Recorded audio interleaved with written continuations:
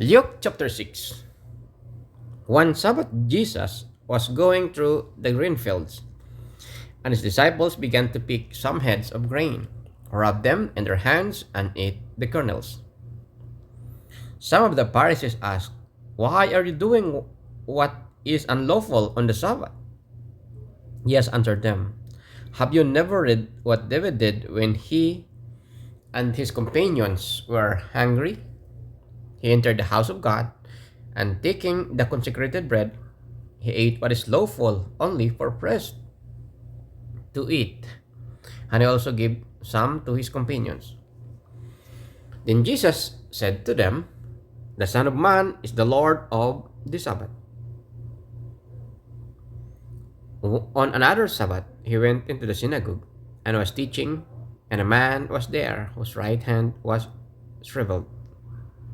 The Pharisees and the teachers of the law were looking for a reason to accuse Jesus, so they watched him closely to see if he would heal on the Sabbath. But Jesus knew what they were thinking and said to the man with shriveled hand, "Get up and stand in front of everyone." So he got up and stood there. Then Jesus said to them, "I ask you which is lawful on the Sabbath, to do good or to evil, to save life or to destroy it?" He looked around at them all and then said to a man, "Stretch out your hand." He did so, and his hand was completely restored. But the Pharisees and the teachers of the law were furious and began to discuss with one another that they might do to Jesus. One of those days, Jesus went out to the mountainside to pray and spent the night praying to God.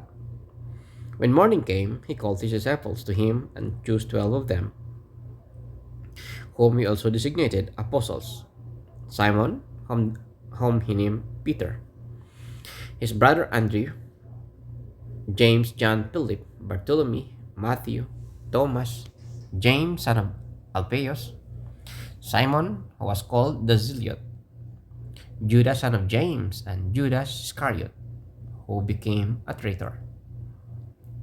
He went down with them and stood on a level place.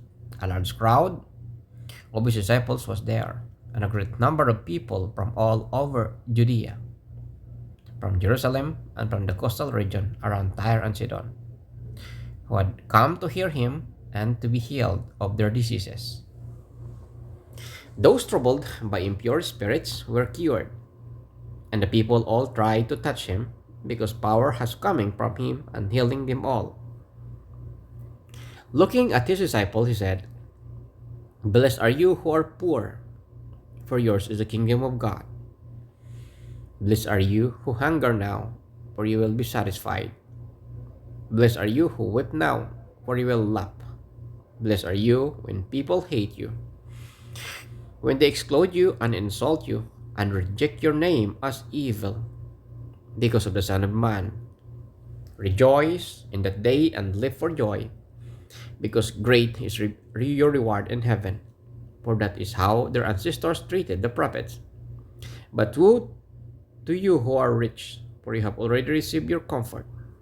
Woe to you who will feed now, for you will go hungry. Woe to you who laugh now, for you will mourn and weep. Woe to you when everyone speaks well of you, for that is how their ancestors treated the false prophets.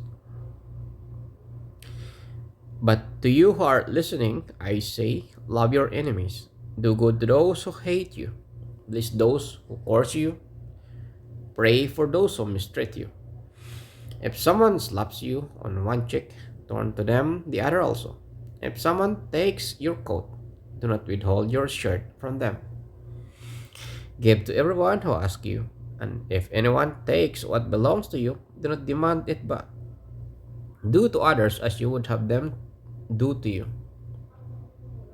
If you love those who love you, what credit is that to you? Even sinners love those who love them. And if you do good to those who are good to you, what credit is that to you? Even sinners do that.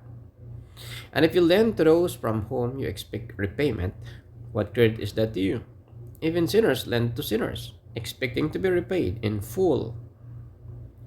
But love your enemies, do good to them, and lend to them without expecting to get anything back. Then your reward will be great, and you will be children of the Most High, because He is kind to the ungrateful and wicked. Be merciful, yes, your Father is merciful. Do not judge, and you will not be judged. Do not condemn, and you will not be condemned. Forgive, and you will be forgiven. Give, and it will be given to you. A good measure, pressed down, shaken together, and running over, will be poured into your lap.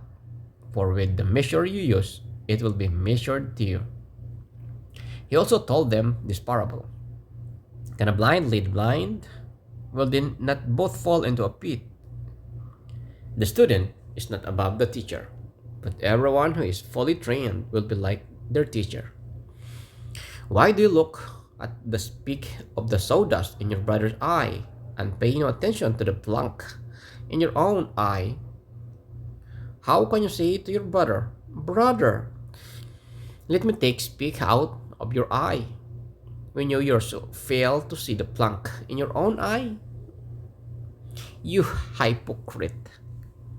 First take the plank out of your eye, and then you will see clearly to remove the speck from your brother's eye. No good tree bears bad fruit, nor does bad fruit bear good fruit. Each tree is recognized by its own fruit. People do not pick figs from thorn bushes or grapes from barriers. A good man brings good things out of the good stored up in his heart, and an evil man brings evil things out of the evil stored up in his heart. For the mouth speaks what the heart is full of. Why do you call me Lord, Lord, and do not do what I say? As for everyone who comes to me and hears my words and puts them into practice, I will show you what they are like. They are like a man building a house who dug down deep and laid the foundation on rock. When the flood came, the torrent struck the house but could not shake it, because it was well built. But the one who hears my words and does not put them into practice is like a man who built a house on the ground without a foundation. The moment the torrent struck that house, it collapsed, and its destruction was complete.